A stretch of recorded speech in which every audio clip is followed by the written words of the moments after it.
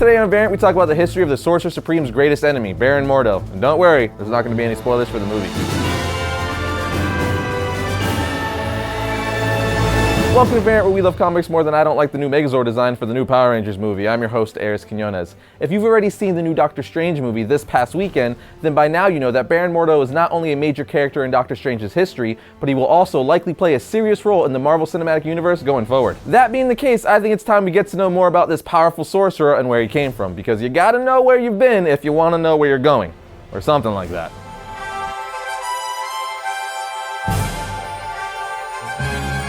Baron Mordo was created by Steve Ditko and Stan Lee and debuted as Doctor Strange's archenemy in Strange Tales issue 111 in 1963. In his first appearance, the very first thing we see him do is astral project himself to Tibet, where he hypnotizes the Ancient One's butler, forcing him to poison his food, which nearly kills him, all in an attempt to weaken the old man and cause him to reveal his secrets of mystical knowledge. Obviously he doesn't succeed, but I'd say it definitely set the tone for the character going forward. Having been trained by the Ancient One, Baron Mordo's abilities and deep knowledge of the mystic arts were very strong, making him an incredibly dangerous adversary even for the Ancient One. Throughout the Strange Tales run of Doctor Strange, Baron Mordo used dark magic and regularly summoned the demon Dormammu to battle Strange in his evil pursuit to kill the Ancient One and achieve the title of Sorcerer Supreme. To give you a couple examples of this, in one instance, Mordo teleports Doctor Strange in his Sanctum Sanctorum to another dimension in order to separate him from the Ancient One, leaving him unprotected. But Strange narrowly outsmarts him and manages to rescue the Ancient One. Then in Strange Tales issue 121, he actually abducted Doctor Strange's body while he was astral projecting to investigate what turned out to be a diversion. Knowing that Strange couldn't survive being separated from his mortal body for more than 24 hours, Mordo hid his body in a wax museum and cast a barrier spell around it. Strange eventually uses his amulet to find his body, but is unable to get to it because of the spell. So instead, he possesses one of the wax figures just long enough to distract Mordo and break the spell, allowing him to return to his body just in time. This is some House of Wax horror film stuff right here. These repeated failures to defeat Doctor Strange on his own eventually leads Baron Mordo to make a deal with the demon ruler of the Dark Dimension, Dormammu, who had his own beef with Doctor Strange after being outsmarted by him in their first confrontation, which I happened to detail in last week's History of Doctor Strange episode, so be sure to check that one out. Anyway, realizing that the Ancient One was old and vulnerable, Dormammu recruits Mordo to do his dirty work, granting him nearly unlimited power in order to defeat Doctor Strange and kill the weakened Ancient One, which would clear the way for him to invade and rule over Earth's dimension. With his newfound power, Baron Mordo attacked and nearly destroyed both Doctor Strange and the Ancient One, but both managed to narrowly escape with their lives and go into hiding. Mordo then summoned spirits from the underworld and dispatched them to hunt Doctor Strange. Shortly after the spirits found him hiding in Hong Kong, Doctor Strange uses the Eye of Agamotto and a couple clever illusions to escape once again, causing Mordo to beg Dormammu for even more power, which Dormammu grants him, but with a warning that if he fails, he's gonna pay the price. However, after a long series of events and despite the almost unlimited power channeled to him from Dormammu, Baron Mordo is unable to outwit and defeat Doctor Strange. This makes Dormammu furious and disgusted by Mordo's failure, so he decides he's gonna do the job himself. He then transports Mordo along with Doctor Strange and the Ancient One to a neutral dimension, and challenges Strange to a battle of hand-to-hand combat, with the winner gaining control over Earth's realm. Strange reluctantly accepts, but during the fight, Baron Mordo intervenes and hits Strange in the back. While Mordo thought he was being helpful, Dormammu took it as an insult that he dare think he needs help in a fight, and ultimately banished Mordo to the dimension of demons as punishment. Mordo would eventually find his way back to Earth, only to go back and forth from banishment several times in between several major conflicts with Doctor Strange, including the time in Doctor Strange Sorcerer Supreme issues 5 through 8 in 1989, where Mordo once again returns to Earth after selling his soul to both Satanish and Mephisto, in exchange for 24 hours of enough magical power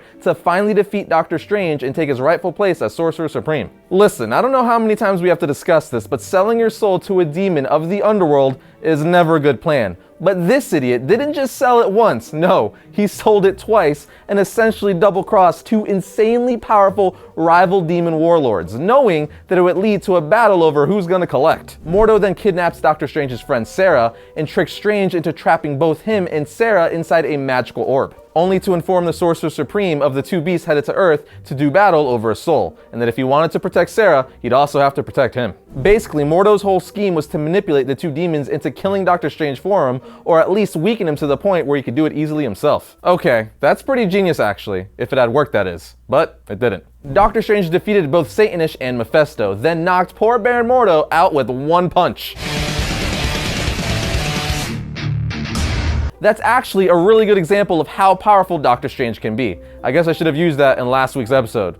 Well, better late than never, I guess. Either way, as you can see, Mordo has no love for Doctor Strange, like at all. And up to this point, everyone thought it was solely fueled by Strange constantly standing between him and his goal of becoming the most powerful sorcerer in the universe. But while that's partially true, it's not entirely true. We learn later that there's much more to it than that. In the same issues of Sorcerer Supreme issues 6 through 8, writer Roy Thomas added a bonus story, as told from the Book of Vishanti, where we finally learn Baron Mordo's complete backstory. It turns out that Baron Mordo was born Karl Amadeus Mordo, the son of Nikolai Mordo, a disturbed Transylvanian nobleman, and Sarah Crawler, the daughter of a crazy German mystic named Viscount Crawler. Basically, both Viscount Crawler and Nikolai Mordo were angry nationalists who sought to restore power to their countries after World War I through the practice of dark magic. But when Viscount realized that he had reached the limit to his mystical abilities, he finds a spell of transference that would allow him to channel mystical powers from someone in his bloodline. So he forced his daughter Sarah to marry Nikolai Mordo in order to produce a grandson and keep his eye on the activities of Nikolai.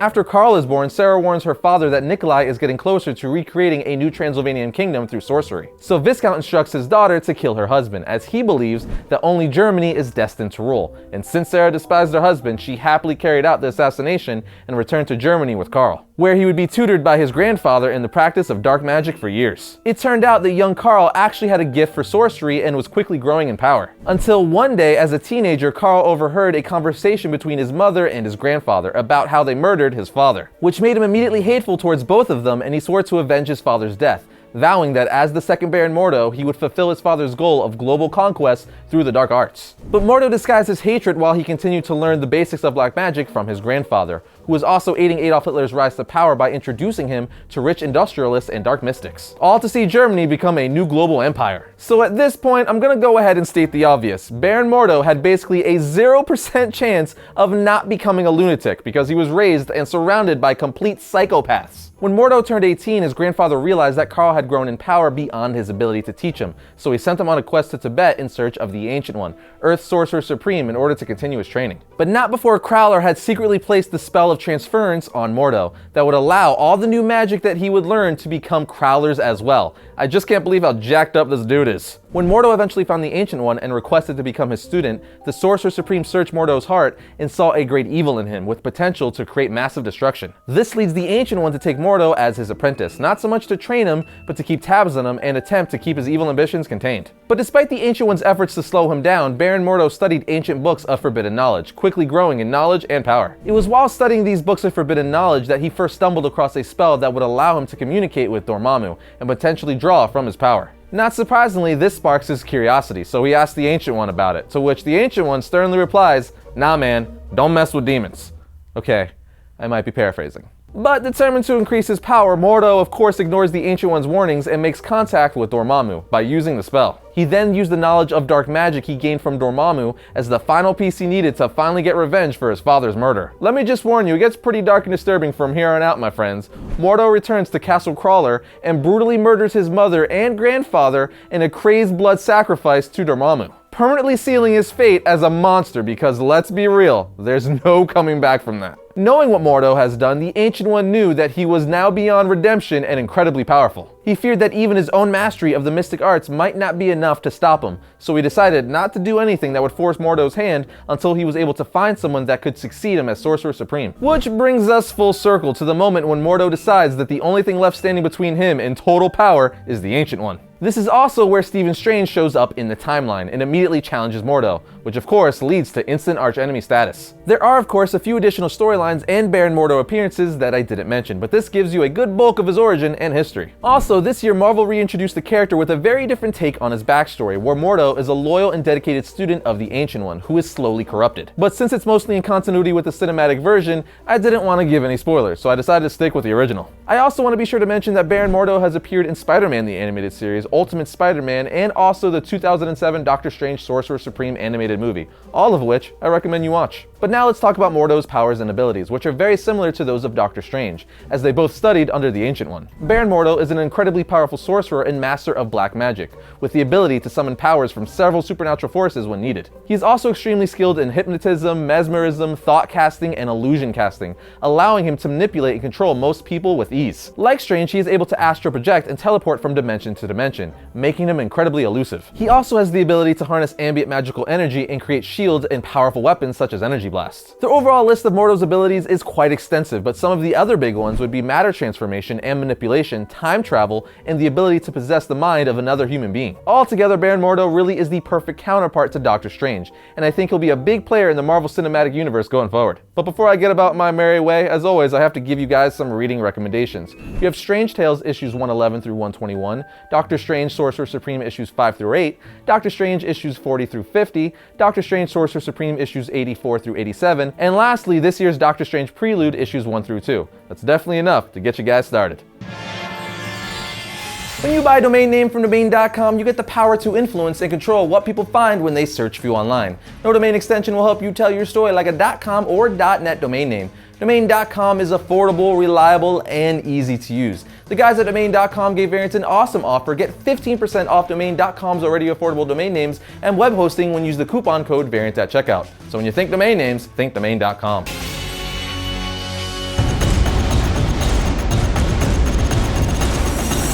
First up for Wednesday, November 9th, we have Action Comics issue 967. In this issue, Lex Luthor is under attack, and guess who has to save him? His good old buddy, Superman. Now we have The Flash issue 10. A villain from Flash's history returns for the first time in years, when the Shade visits Central City. And finally, we have All-Star Batman issue 4. This has hands down been my favorite Batman title from DC Rebirth, meaning I think you guys should definitely pick it up.